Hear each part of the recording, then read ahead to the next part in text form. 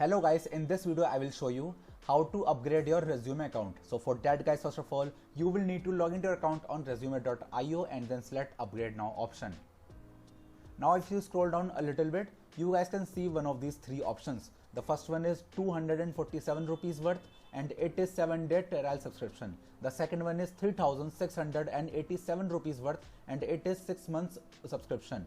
And if you choose the last option, then you go with the 5799 rupees worth with the 12 months subscription. So after selecting one of these options, you need to select their upgrade and download button. Now guys, you need to enter here your credit card details like your credit card number, your credit card expiry date, in which you need to enter the expiry month and year.